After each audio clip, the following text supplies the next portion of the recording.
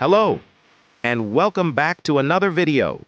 Today, I'll be showing you how to create your own custom sensitivity settings in Fortnite Mobile. Sensitivity can make or break your gameplay. It's all about finding that perfect balance that fits your playstyle. Whether you're struggling with aim, building too slowly, or missing those crucial edits, the right settings can make a huge difference. Stick around, and by the end of this video, you'll know exactly how to dial in your sensitivity for better precision and smoother mechanics. Let's get started. First up, let's talk about touch sensitivity. This controls how fast or slow your character moves and aims based on how much you swipe across the screen. Finding the right touch sensitivity is all about balance. Too low, and your movements feel sluggish. Too high, and you'll be overshooting your targets. Next, let's talk about how to find your own touch sensitivity that fits your playstyle. What you'll want to do is head to the Mechanics Training version 4 by Raider464, which you can easily find by searching Mechanics Training, or the creator's name. To find the right touch sensitivity, you need to understand how it impacts your fights.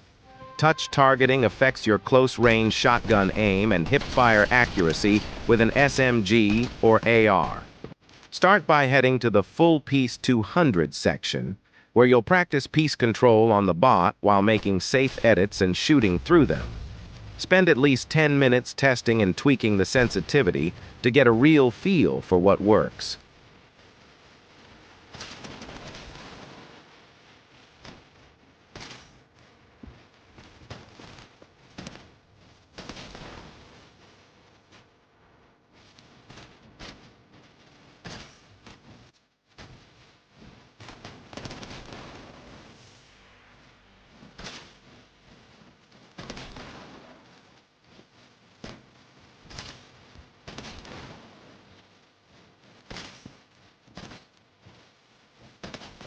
Now that you've found the best sensitivity for your close-range shotgun aim, let's see how it performs with your hip-fire SMG or AR aim.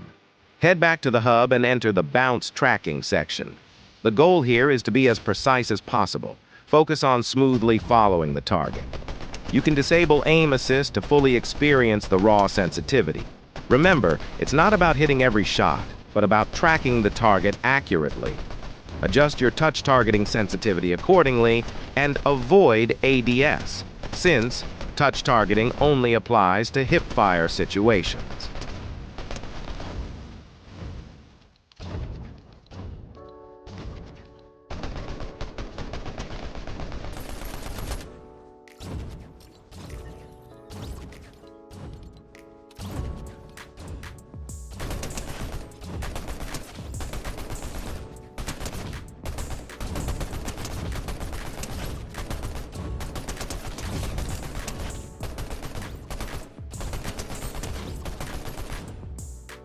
After you've found the right touch sensitivity, it's time to dial in your touch targeting sensitivity.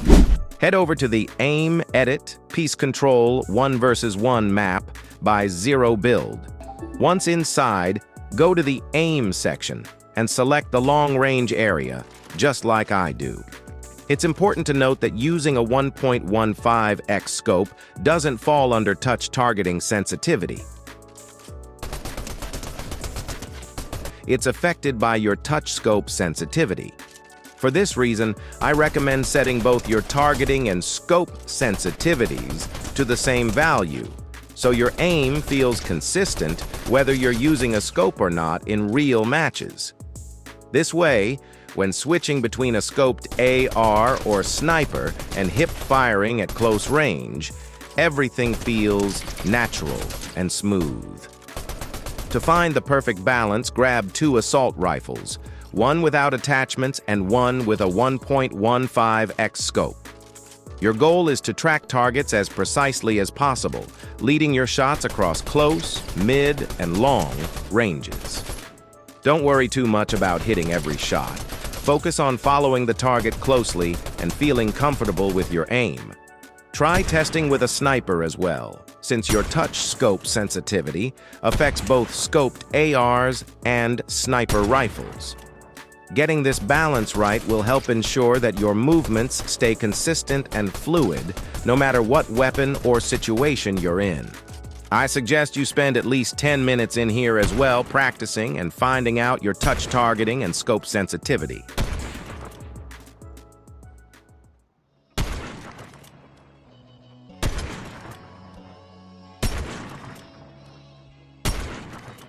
Now that you're happy with the changes you've made, let's move on to the touch building sensitivity. First, what you'll want to do is emote once, and then select Free Build. Start by practicing some 90s, which are a great way to test how well your sensitivity handles quick repeated turns. Pay close attention to how smooth your movements feel. If your sensitivity is too low, you might notice that you can't complete full 90-degree turns consistently, making your builds feel slow and clunky. On the other hand, if it's too high, you could find yourself overshooting turns, which will make building feel erratic and harder to control. The goal is to find that perfect middle ground where your movements feel both precise and fluid. After you've made some initial adjustments, try practicing other building techniques, like tunneling or high ground retakes. This will help you see how the sensitivity performs during more complex situations. Once you think you're close to the right setting, spend at least 15 minutes free building without overthinking it. Focus on building naturally, whether you're doing ramps, edits, or wall placements, and feel how the sensitivity fits into your playstyle. The more time you spend experimenting, the easier it will be to fine-tune the sensitivity to something comfortable and reliable. Finding the right building sensitivity isn't just about fast movements. It's about making sure you can build quickly and stay in control during real fights. Now, let's dive into the touch edit sensitivity. This setting is a bit different from the others because it often requires more experimenting than it seems at first. You might feel comfortable editing at, say, 80%, but if you bump it up to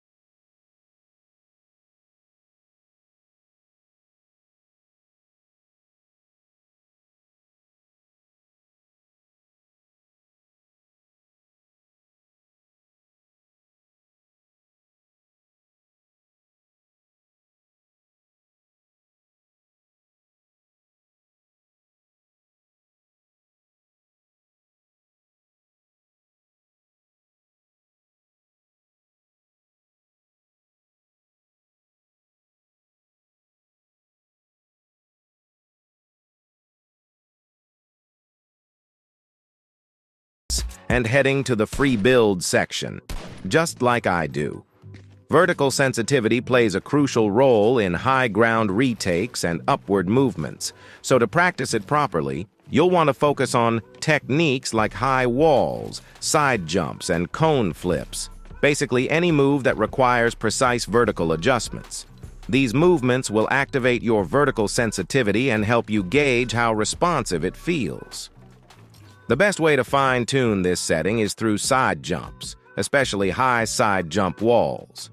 These are challenging, but they give you a good sense of whether your vertical sensitivity is working in your favor. If it feels too low, you might struggle to turn sharply and place walls or cones mid-jump. If it's too high, you could end up overshooting your movements, making it difficult to stay accurate. Push yourself to practice difficult side jump variations to really test the sensitivity and make adjustments as needed until it feels just right.